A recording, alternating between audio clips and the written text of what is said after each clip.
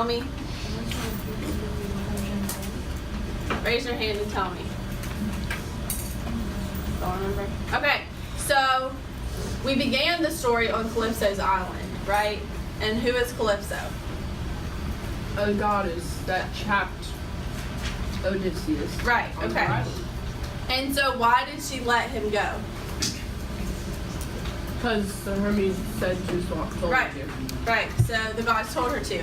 So then what happens? Poseidon causes a huge storm and causes Odysseus to wreck his raft on an island, right?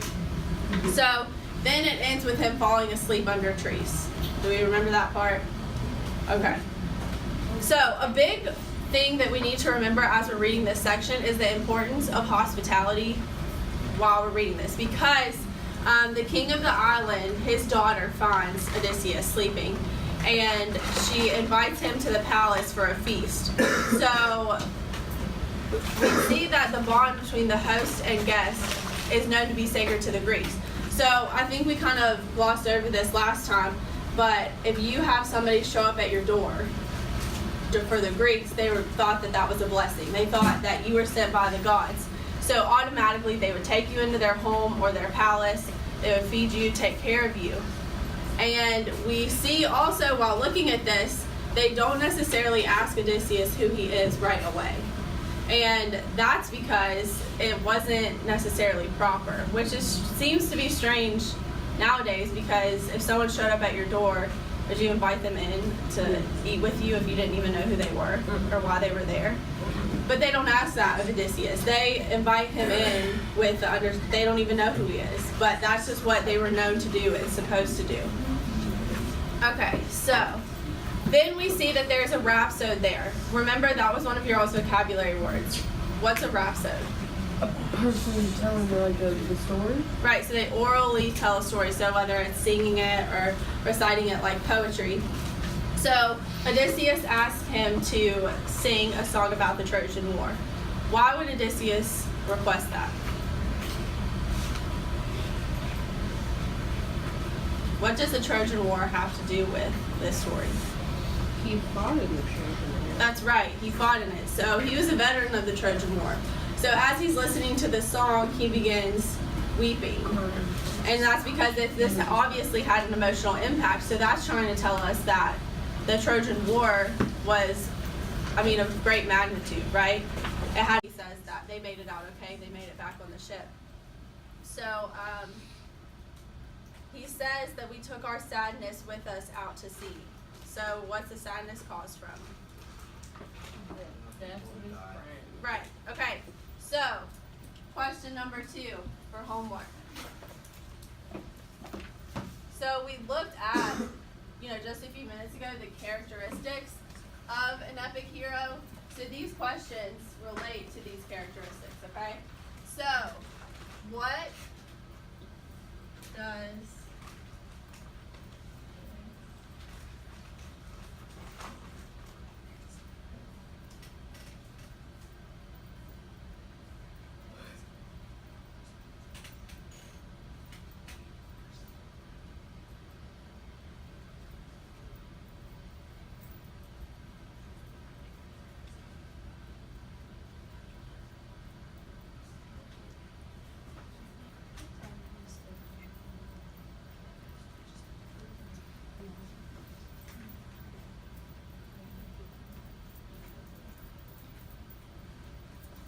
Okay, so the question is, what does this episode, Encounter with the Ciconas, reveal about? We learn that the people who eat the flower forget what they're doing or where they're going. So it's like an addiction. The people who live on this island, all they do is eat the flowers all day long.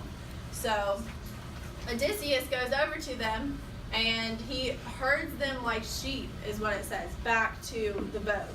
And then once they get back on the boat, he ties them down, because literally all they can think about is eating this flower.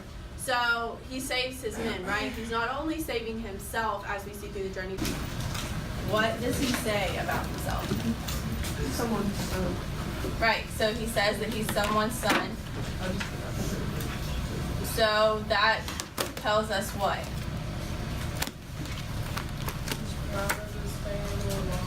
Right, right. He's proud of his family line. It defines him because he's using that to define himself. What else do we learn about him? How does he describe himself? What's a good word that we learned? Yes. Formidable. Yes, that's right. Formidable. So what does formidable mean? He is. That's right. Everybody get out your book and turn to page 895. He talks about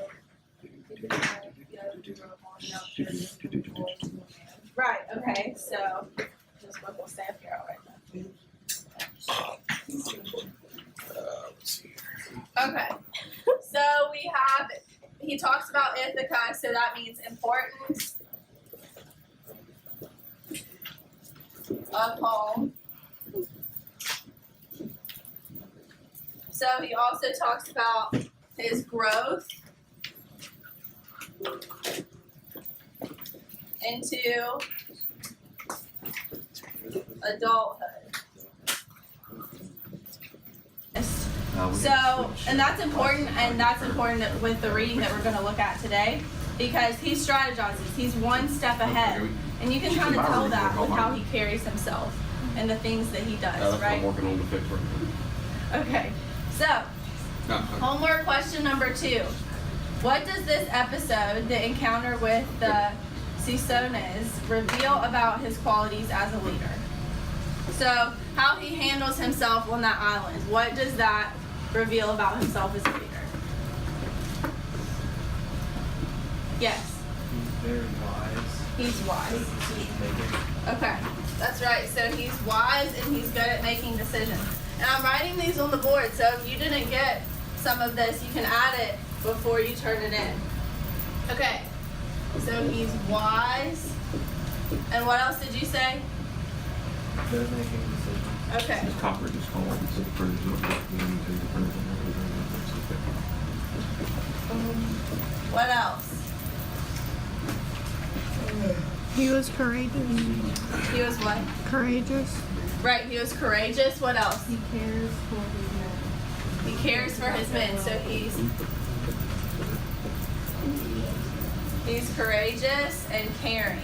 And that's important too, because he's not just like any leader. He cared about his men. He was upset that he lost men, even though it wasn't his fault, because he warned them to get back on the ship. Can somebody tell me one more thing about how this reveals his qualities as a leader?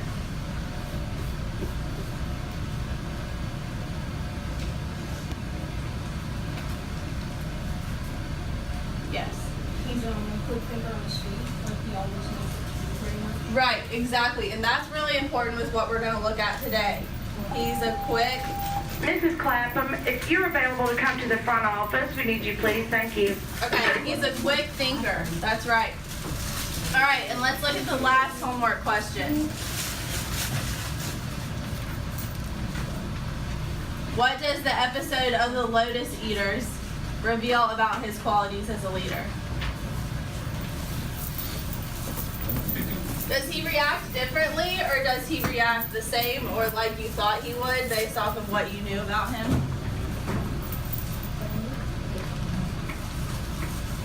How does he react? Somebody tell me.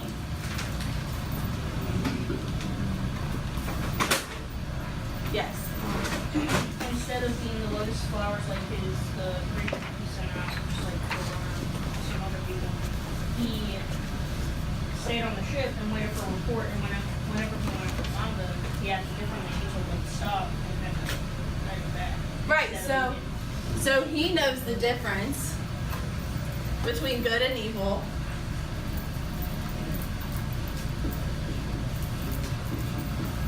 And he's smart, right? He knew not to eat the flower. Well, how did he handle his men? He herded them back to the ship.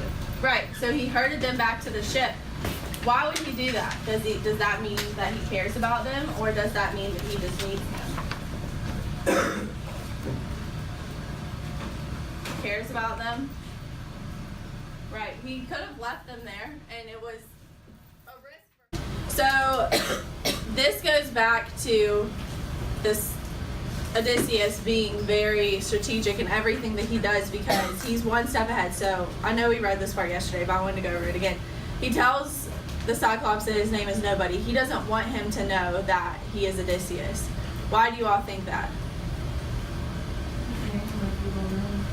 Right, his name is well known, and maybe the Cyclops doesn't have good intentions because he didn't have a problem telling these other people who he was on the island. Remember who he's telling the story to? He didn't have that problem. He didn't hesitate. So there's some hesitation here with him revealing his true identity. Okay, let's see. Blaine, will you read the What page? It is. Oh, I found it now. It's after he gets stabbed. Page 904.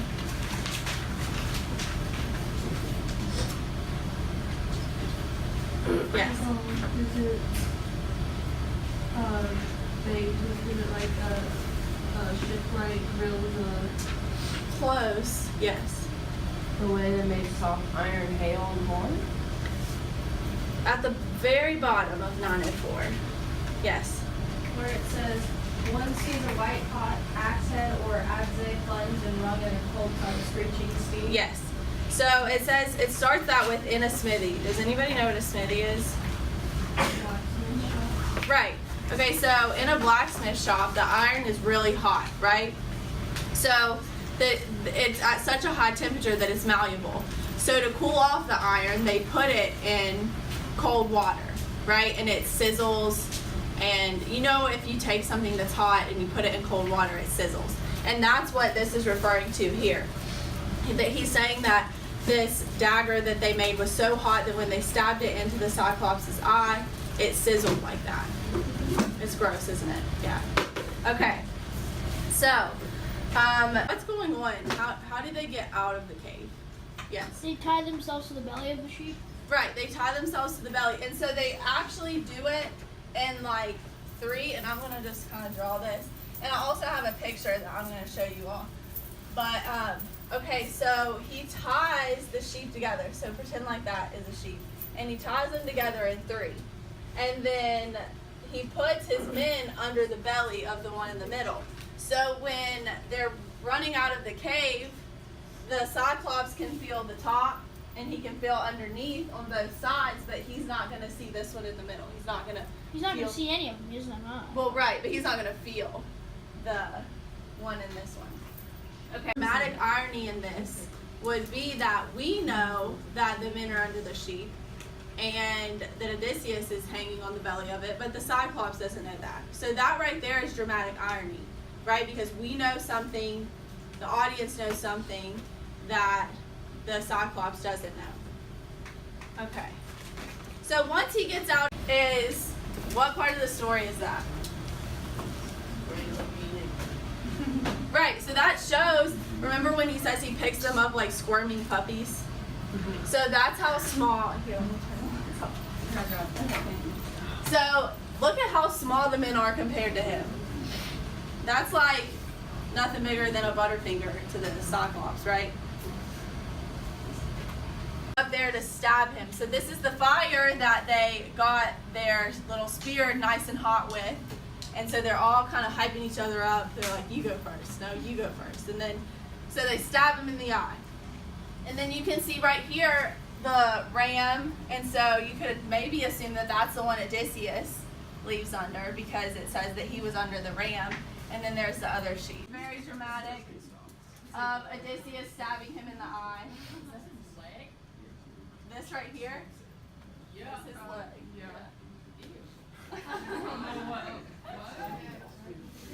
And there's his men behind him, backing him up.